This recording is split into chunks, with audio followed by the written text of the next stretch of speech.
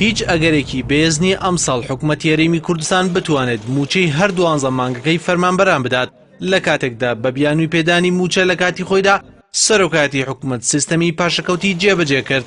تا ئێستا حکومەت یارێ موچەی 8 مانگی فەرمانبەرانی فعلی داوە لە کاتێکدا تەنها 2 مانگی ساڵماوە بە گوێرەی زانیاریەکان کە پێشتریش پێیان ئاشکرای کردبوون حکومەت یارێم بەلایانی کەمەوە 2 تا 3 مانگی موچەی فەرمانبەران نادات بۆ ئەمساڵ، واتە لە بێسترین حاڵەتدا تەنها موچەی 2 مانگی تر دەتوانێت دابین بکات کە مانگی 9 دەیە.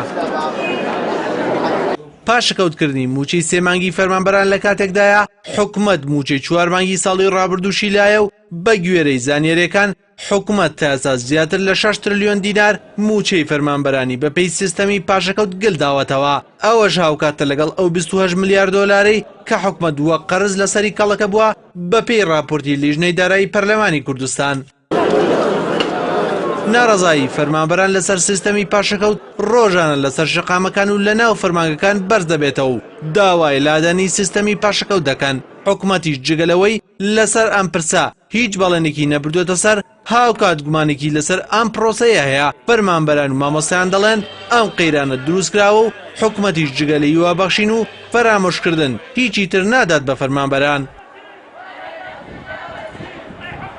ئێستا هەرێمی کوردستان لە بەردەم 2 قەیرانی گەورەدایە، گەلێک کە گومانی لە هەموو شتێکی حکومەتەکەی هەیە، حکومەتێک جگە لە پینە و پەڕۆی کێشەکان و خەمسارد لە ئاسی داخوازی میلەتەکەی باکی بە هیچ نییە. ئەمەش ئەزموونی هەرێمی خستووەتە بەردەم مەترسیەکی گەورەوە.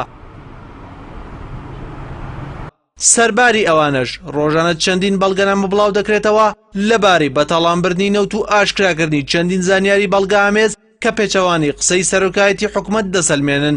دوامین قسەش کە ئاشتێورامی وەزیری سامانە سروشتیەکان کردی بەڕوونی ئاماژەی بە هەموو شتانەدا دەمێک بوو پەرلەمانتاران باسییان دەکرد لە وێنەی گەندەڵی و بەتاڵانبردنی سامانی نەتەوەیی.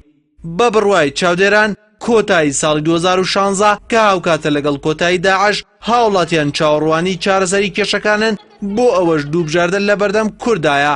کورد نەوتی خۆی بداتە بەغداد و موچەکەی وەربگرێت یان هەر چۆنێک بێت لە ناخۆدا پارتی و یەکێتی کە نەوتی کوردستان دەفرۆشن پارەکانیان دەربکەن و قەیرانی دارایی چارەسەر بکەن بە پێچەوانەوە ئەگەری بەرزبوونەوەی ئاسی ناڕەزاتیەکان بەدی دەکرێت.